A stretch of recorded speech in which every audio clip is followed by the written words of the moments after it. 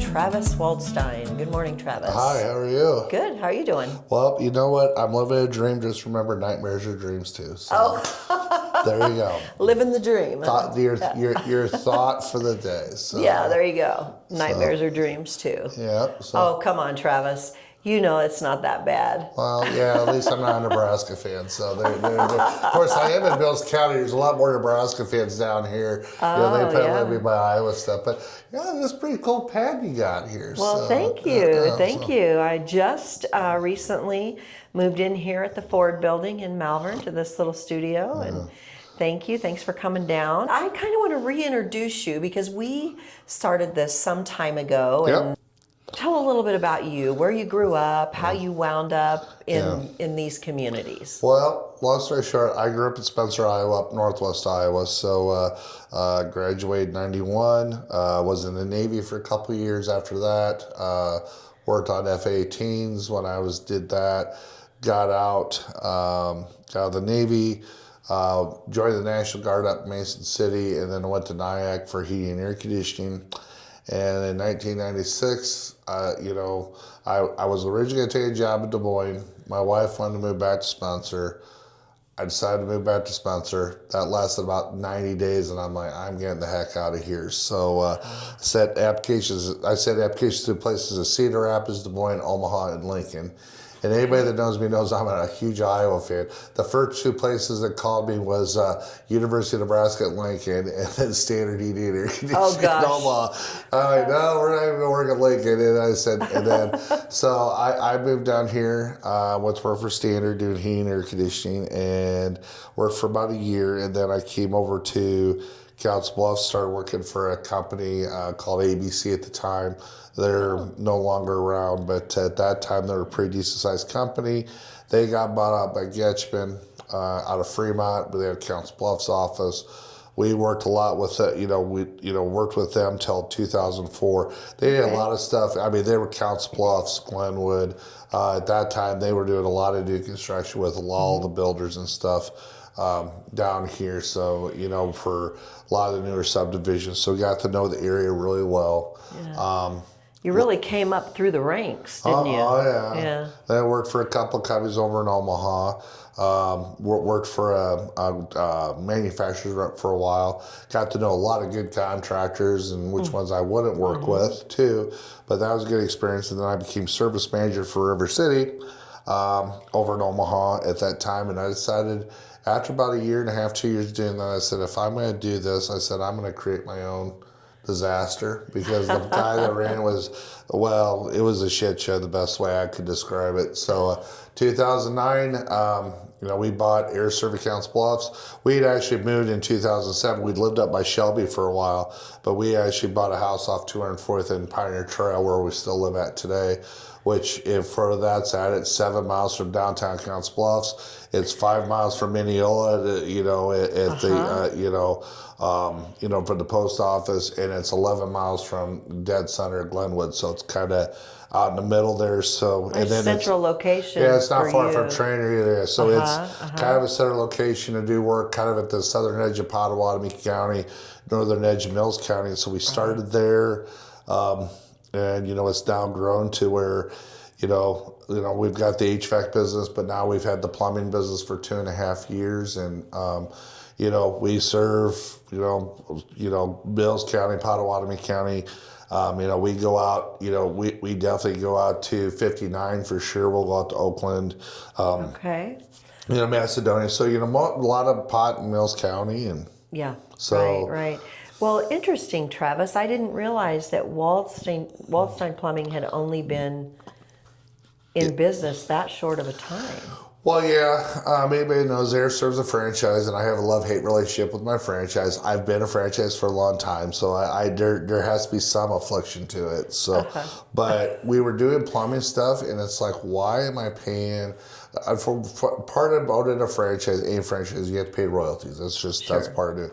And it's like plumbing was not a part of their core services, part of their whatever. Right. And, my son Hayden, he did a lot of HVAC and plumbing when he was in the Marine Corps. He worked for me in high school.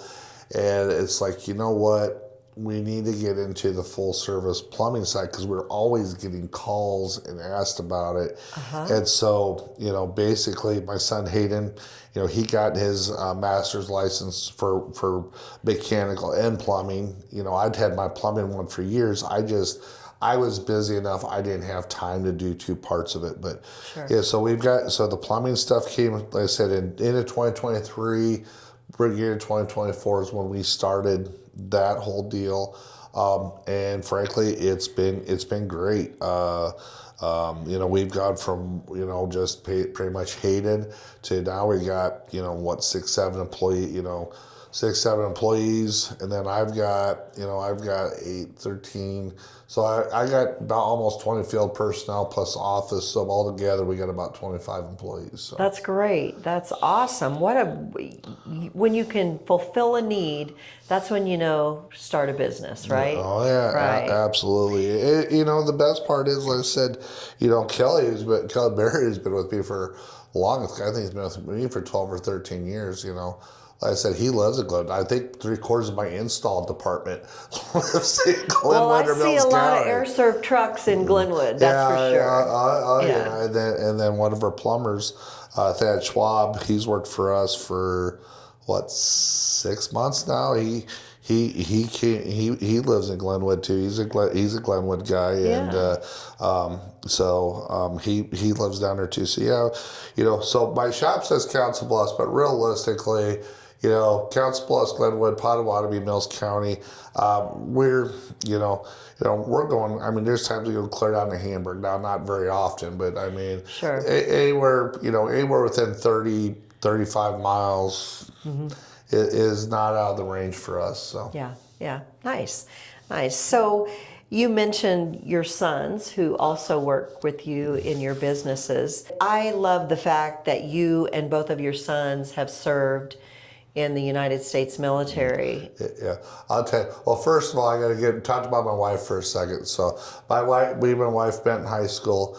She's an ICU nurse at Jenny. She's the one in the ICU department. If you don't want to get your ass out of bed, she's going to be the bulldog to get your ass out of bed, start walking her. She's going to tell you to go in the home. Right. That's my wife, Amy, but she's got to put up with me. So you still understand where the hard ass comes from, because I'm kind of that. But no, so there's her. But I've got 3 boys, Hayden and Harley, which are twins. Mm-hmm. Hayden is one. Hayden, my kids all went to Lewis Central, so sorry, Glenwood people. But all 3 of my boys went to Lewis Central. Hayden and Harley, they graduated 2016. Harley went to Iowa, and he's a programmer for Amazon out in Seattle.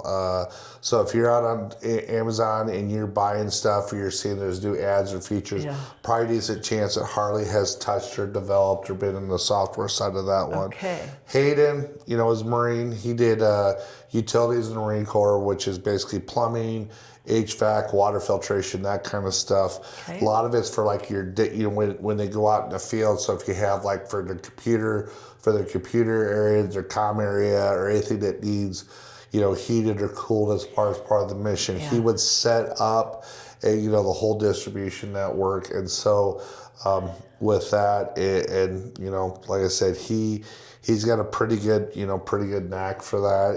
And like I said, for him, he's ran the plumbing stuff. I mean, he knows a lot about HVAC too. Mm-hmm. I hate to admit this, there's quite a bit about plumbing that he knows at this point. He probably knows more on the plumbing side than I do. There's stuff I know. We're both really good with hydronics. There's, some of the, with like run sewer lines and stuff, but there's a whole lot of stuff like backflow preventers and certain things he's getting into that I've never had to deal with. So really good with that. And then my youngest, Hunter, he graduated 2022. He's an air traffic controller right now out in Yuma, but he's getting ready to come back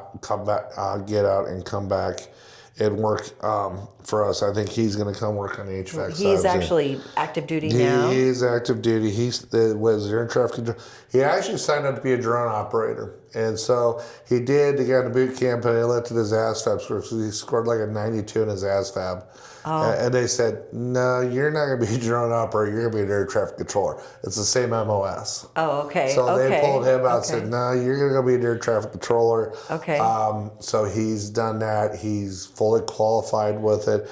He could make a lot of money doing it, but the problem with air traffic control is, in the civilian world, there's a shortage. Extreme shortage. Sure. And because of that, and because government regulate, they don't hardly ever get days off. And so if you want to have no life, you can be an air traffic controller.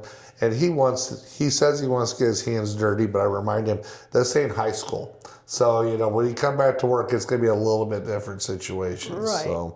But no, he's out there, but he's going to be home in December or February. We're waiting for his command. There's a couple things he's working on, but we're actually now, it's like, okay, this is kind of getting close. We can start planning for this. It's so. Awesome. That's exciting. Well, we're going to take a short break and we'll be right back you'll learn more about Travis Waldstein and Waldstein Plumbing and AireServ Heating and Cooling. Protect what matters most. Level up your protection with Snowy Owl Security.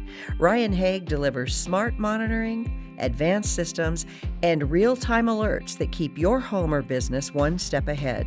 Stay secure with Snowy Owl Security. Well, welcome back. I'm here with Travis Waldstein. And Travis, you mentioned Amy. Let's talk a little bit about Amy, because not only is Amy an ICU nurse in Jenny Ed, but talk about what she does at your home for your family, because we've had conversations about this, and I'm really going to have to twist your arm for you to introduce me to her at some point. So. Pat's problem is got to get her out of the house. She likes her she doesn't like to leave the property very much. So, Amy, like I said, we went to high school together. She got her 2-year degree, and then, but 2014, 2015, she went back to get her 4-year degree, because at that time, Methodist system wanted to have everybody have 4-year degrees to keep your job. So she did. A lot of her friends went on to get masters. She's like, no. I have no desire to be management. That's what it is. But in her off times, she has her garden. It's a 30 by 120 foot garden, and we probably, if you go to Baumgart's here, them 2 foot by 2 foot by 6 foot tub, like the cattle waters or hog waters that you have out there. Yeah. I think we got 60 of them, and that's part of her raised bed for her garden. Wow. Okay. So she's got all of that ground space and these raised beds. And these raised beds, so that we're doing. It's a love-hate relationship, but she does that. She does a lot of freeze drying. She does some canning. She does a lot of freeze drying of stuff. Okay. We've invested. The freeze drying stuff's pretty cool. She's really got really good at the last couple of years. I told her, I said she should probably look at selling some of her stuff, but that would involve her going to town and dealing with the public. Okay. So, okay. I was going to say that she's really got into ancestry. She does ancestry and family search. She's really good, with that. And then, she's always got her, she's got her different projects she likes to do around the home. So, our home, we don't let too many people come on our property to do work. Generally, she's doing it or I'm doing it. Mm-hmm. We try to stay 50-50, but she spends a lot more time there than what I do. So we got 20-some chickens. We have eggs. We got, we got a lot of stuff going. Her garden's probably her biggest thing, but she really likes the ancestry stuff. Yeah. She's, with the hospital, that keeps her pretty busy. I bet so. It's kind of funny when you talk to her. There's a lot of people, they'll see her last name, or they'll know who they are, and she ends up talking to, a lot of our customers. I bet. Yeah. And it says, oh yeah, Travis was at the house, or Hayden was at the house, or so those are conversations that she has a lot as far as public's concerned. So that's kind of cool. You know, like I said, her sister works for me. If you ask Amy, she'll tell you that I stole her sister away from her. But Jane's worked for me for like 12 years. So it's like, well, you know, you can call her anytime you want. I said, if Jane hangs up on you, that's not my fault. So, you know, the cool thing about that is the value and the quality of family-owned business in communities like ours. Is and there's a lot to that.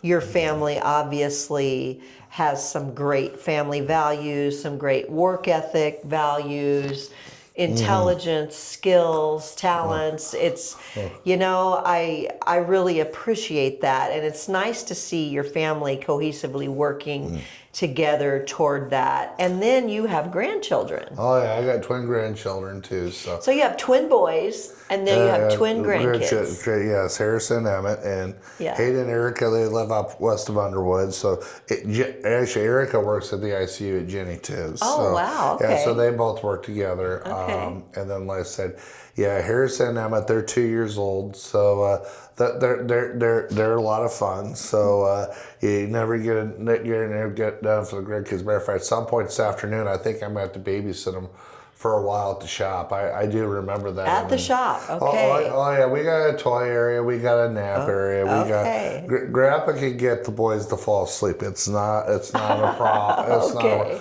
But so they spend some time around the shop too. And they're a lot of fun. But you talk about the family element. So here's kind of a funny. It gets funny. So 2 of my CSRs, Maddie and Isabel, they're sisters. I've got Justin and Shane Hammermeister, they're cousins. Well, I got Kelly Barrett, Luke Barrett, and Kelly Barrett Jr., which Kelly Jr., father's son, but then, you know, it's a uncle-nephew situation. Okay. And there's one, then of course, there's my family where we got, 2, 3, we got, 3 right now, soon be 4, and if you count Amy, 5, because Amy's not really involved, with the, I mean, she's got plenty to do. Sounds to me like she's your PR person. Yeah, she can be our PR, but we have a lot of family ties. So chances are, if there's one person in the family that comes works for, there's probably going to be another one coming at some point. And it just happens. It isn't like we're, looking, but it's kind of funny. You have that family dynamic, and sometimes you say they fight like cats and dogs, and you break out the boxing gloves and, it's like, take it out back. Work it out, right? Work it out. And I am the HR problem in my company, which probably shocks anybody who knows me, probably goes, oh, that's the truth. Right, exactly. Built in 1917 and once one of the oldest Ford dealerships in the country, the Ford building in Malvern has been fully remodeled into a modern multi-use space.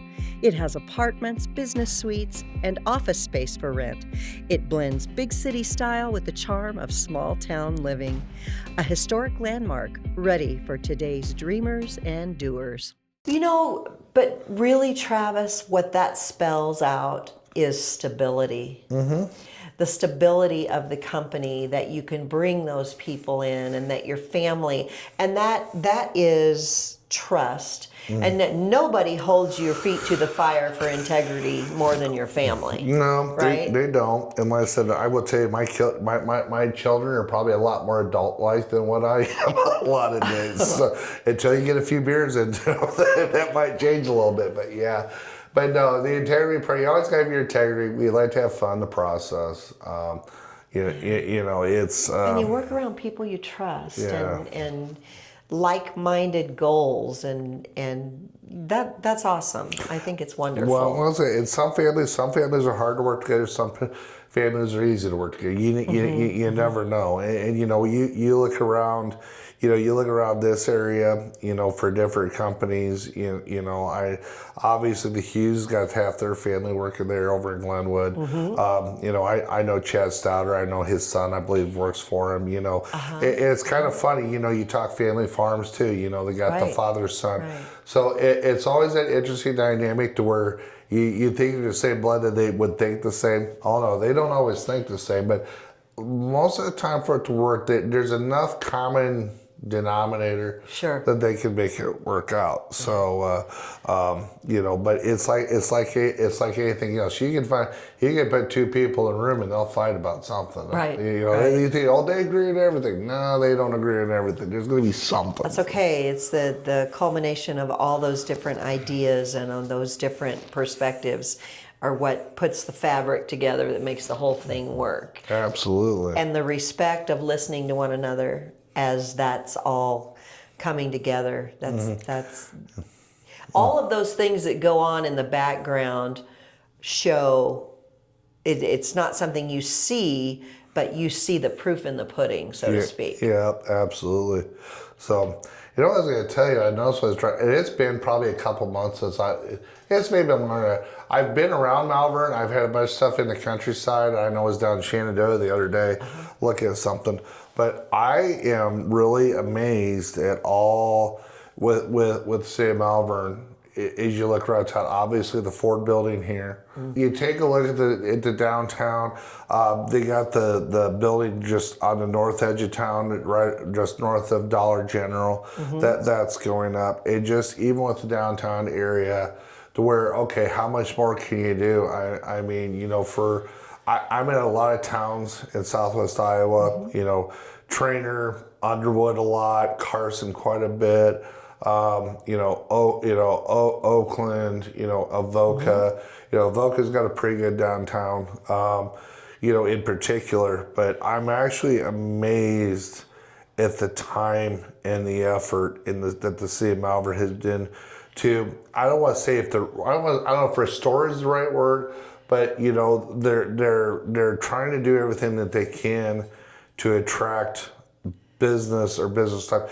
It seemed like have a very I don't know if aggressive is the right word, but a business sense to what people are wanting, and for a small town to have that and want to try to help grow and attract.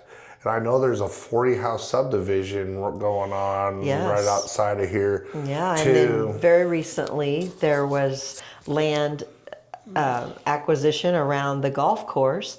And there's a big, if you go out on the south end of town, there's a beautiful development out there of homes around the golf course. The golf course is undergoing a lot of improvements.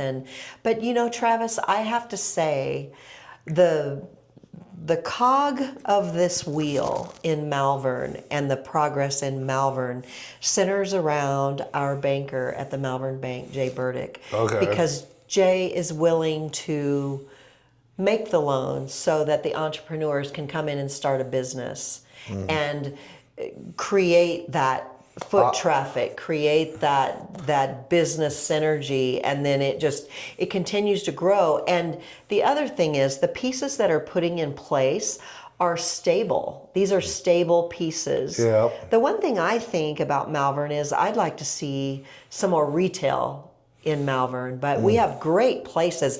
Classic Cafe, 321 Gym. We've got our veterinarian, Hilltop Veterinary here.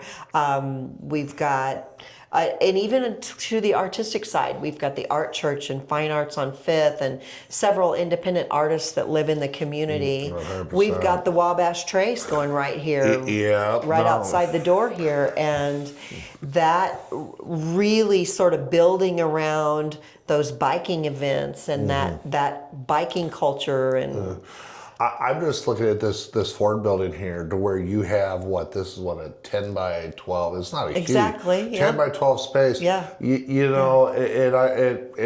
I'm going to talk from a living in Council Bluffs perspective or Glenwood, bigger town. But you know how many people that I've talked to where they just need a space. They don't need 2,000 square feet. They don't need 50. They just need a place to where they can call an office to where you go through. So if let's say you're an insurance agent or you're somebody that, it's a one-man shop, but you don't want to have it in your home. Right. I look at this space here, when I walked into here today, and I'm like, you know what? If you had something like this in Council Bluffs, or and this is Malvern. I mean, I really think this is right. If you could have something like this, in a bigger city, they would sell out. Like you could put, this is a fourplex. You could put a 40-plex up I think you would sell it out Sure. in a couple months' time because of the need. So I think whoever thought of this idea here in town, I think is thinking way out of the box. Exactly. The apartments, Travis, and you can go back, scroll back through the videos here on Main Streets and Back Roads and look at the full video of the tour of this building back from early March. But the apartments, there's 8 apartments in this building. Sure. I kid you not. I would put them up against any city loft apartment. Oh yeah. And they're gorgeous. They're absolutely gorgeous. And for this to be able to work in a town this size, Oh, 100%. there's a lot of groundwork that has to be done first, right?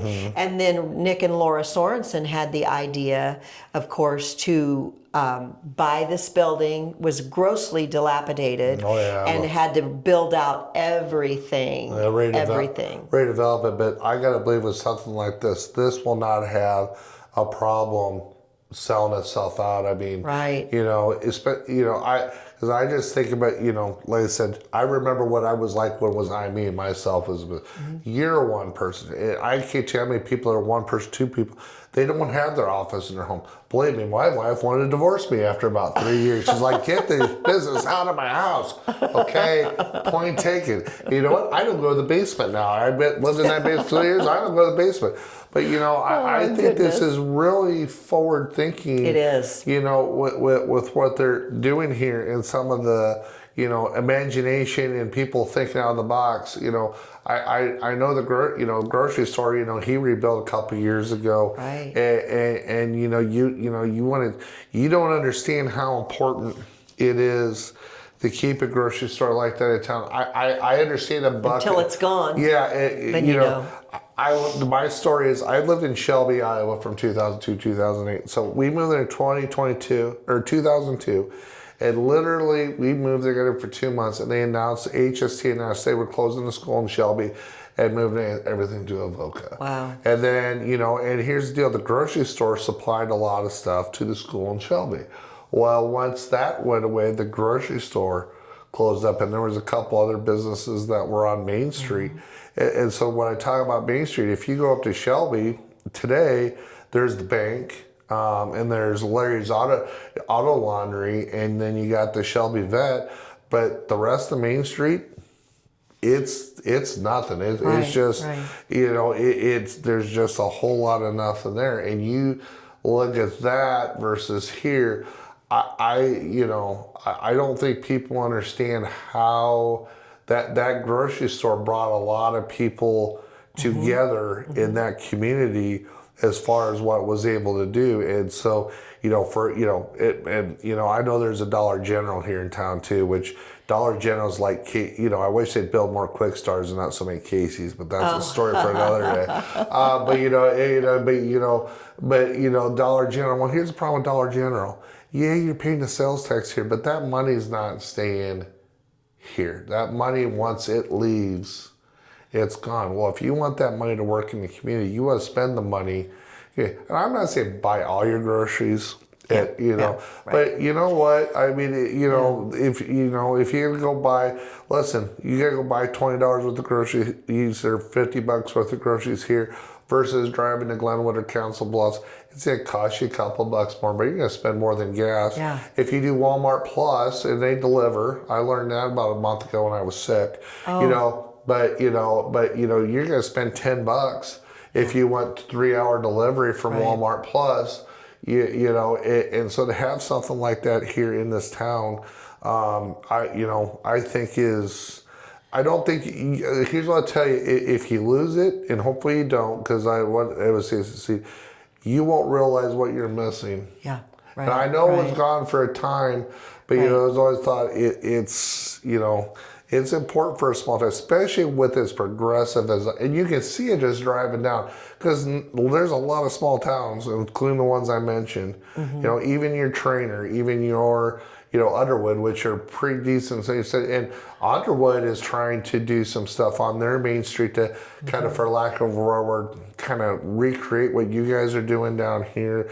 I mean, Trainer's got the bank and some other stuff, but if you look at as far as comparative towns, Malvern's probably 10 years ahead maybe 20 years ahead as far as forward thinking and progress, and in a great community with a good school system, with a lot of stuff going forward. I mean, you know, really, this town in particular, I'll tell you what, I can't say enough positive. And I'm down here once in a while as much as I used to be, because I'm not out all the time. But I'm going to tell you what, very impressed with what they're doing here. Right. Do you know about the old nursing home facility over here that they turned into early childhood development? Yeah, I've heard about that. And I know that Iowa West has spent some, because I've been down to the fair a few times here. You know, I knew they've got it's not a new, but it's probably 4 or 5 years ago now. So they got the I call it newer building on the fairgrounds. I don't know if you want to call it a convention center or what that is. Oh yeah, that's the Lakin Foundation. Yeah, the Lakin Foundation. Yeah. It's Lakin. That's why it's not Iowa West. It's like no, Lakin Foundation. That's a great facility. A friend of mine had a wedding down here a couple years ago, and it's like, you know, and I know like the Goy House south of town. We did that house 2 or 3 years ago. Okay. Yeah. So I mean, and just with that subdivision south of town, I said, very progressive for the size of town it is, for where it's at. I mean, I can't say enough for it. It's exciting. So. I've lived here for 10 years now, and most of this progress has happened within those 10 years. Oh, absolutely, absolutely. Yeah. But it takes somebody forward thinking. Whoever it is, whoever the mindset is. Well, we have to say then we have to give some kudos to MABA.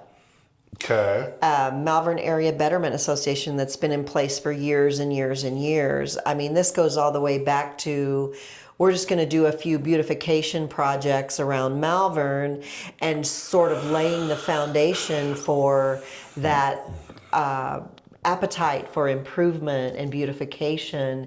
And then that has grown into more and more progress, and MABA has been very active. You've got to give some kudos to the mayors that have been in place over these years, and the city council and all of that too. So it is definitely a group of effort and a collaboration of different entities that and the ability to cooperate and see a vision, and for everyone to work together toward that vision. That's very important in this situation too. So I know in a lot of towns across the nation, small towns are stifled because you get 2 or 3 organizations that want to butt heads and work against each other, and nobody gets ahead. No. And then from that, it's from that individual ego thing that happens. And I really believe that here in where we live, that is becoming more the norm. That collaboration and that cooperation is becoming more the norm. And I think you see quite a bit going around the square in Glenwood, a lot of improvement and different things going on there as well. But that's what it takes. It takes working together and not against one another. Well, I do belong to the Glenwood or Mills County Chamber. I do belong to it. Yeah. I will tell you, I'm not as involved as I probably should be. There's, you know, I get pulled so many different directions, but you know, I know that the current director, and I'm gonna say her name. I always say her name. I always say it's Jitsi, but it's Gitsy. And did I say it right? I never get. Listen, I can't say Jimenez. It's Jimenez. So everybody listening goes, yeah. I mean, like I said, I eat jalapenos. I don't eat I can't even say that word. So I just. But you know, you've got I think also too with. Her, and from what I've seen in the community, and I know right now I don't know if last time I knew she was a one person being kind of still so I serve on the board for the Mills County Chamber too. I don't know how the hell she keeps up, but I mean, you know, I see a lot of her LinkedIn posts, and I see different stuff that they're doing in the community. I think, you know, I don't know that you can have a better person representing Mills County and talk about the good things that are going on. Right. You know, for me, I'm not down in Glenwood a ton, but you know, I have 3, 4, 5 employees that are down here, so it's important. You know, so you know, I'm always kind of keeping abreast of different things that are going on in development, and it's listen, it's all good to see. I encourage my people to, live, work, and try to do as much in their community as well. And for like Luke and Kelly Jr., they grew up in Glenwood. I mean, they went through the Glenwood school systems so for them to stick around. So for them to stick around, that's that's great. That says a lot, doesn't it? That's great. So we're seeing less and less in this area of that brain drain they talk about, where kids go off to college and they don't want to come back; they want to go somewhere else. But by supporting this progression, we're getting our educated youth back who love the community. They grew up here, they're connected, they want to raise their families here and make a place where it can grow reasonably and attract other people. And that is very positive change. Yeah, it is, and honestly, you've got some people that are very forward thinking, down here. So, and then, even PJ, I've been to PJ forever, but I've seen enough stuff come across my desk that we've quoted. If you do that PJ, it's probably never going to be what it was before. I was there yesterday, and I think it's going to be better. They've put in all new sidewalks. There's a beautiful mural on the side of the Model Railroad Museum, and they converted that Methodist church into this railroad museum. Okay. If you get a chance, go see it. But there's a lot of activity going on over there too. Community building's been rebuilt. As long as the Army Corps of Engineers doesn't decide to flood it again now. But we won't talk about that. The water's got to go somewhere. Well, yeah, but you know what? Missouri's 30 miles that way. Oh my goodness. There's room where they can flood it out down there. You don't need to flood it here. Yeah. So. Then there's the rusty rail. There's the soggy bottoms. Yeah. So It's PJ's really working to come back. Yeah. And that's good. I've not been inside the town of PJ in quite a while. I might need to drive through there. So. Yeah. They're really doing everything they can to raise the bar there. Yeah, but like you say, let's just keep our fingers crossed and our hopes up that there's not another flood for all the reasons of that. Yeah. Well, the last thing I'm going to do, and I know you got to go, and I got stuff I got to do today too. I'm going to put a quick plug in for you. So I'm going to let you be the IT person that you are, and figure out how to break this stuff up. But I've been doing podcasts, and I've got my own circle of trades that I do. I've done that for a couple of years, but I've seen some of the stuff that you've done with the VA stuff and with down here in Mills County. I will tell you that I don't care who's doing, but if you're doing it in particular down here, you're busting your ass to actually try to tell a story. Thank you. And so with that, I would encourage you, come up and talk to her, and have a conversation and come in, but like I said, all this stuff isn't free. So please understand, when you're doing this, hopefully it's an investment for you too. I can tell you that not directly, but indirectly, people hear the stories, they find out you're authentic, and you learn a little bit about people as far as with doing the podcasting and telling your story. So I would encourage you, if you're a business owner or someone who just wants to tell their story, and it's something local that people listen to, get a hold of her, because it's but get a hold of her and see what she can do for you, because it's people listen, people pay attention. I've seen some numbers about here in Mills County. So give Carlene a call.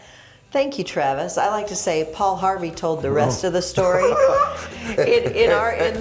the podcast business, we tell the whole story. Yeah. Well, thank you, Travis. Thank you for coming down today, and it's been a pleasure spending time with you. And I am going to twist your arm again. We've got to get a meeting in place so I can meet Amy. The more I hear about her, the more I want to meet her. So. Yeah, I'm just going to come out on a Saturday when she's outside with her guard. She'll give you the whole tour. So. Okay, sounds good. Well, I may just have to show up then, right? There you go. Okay.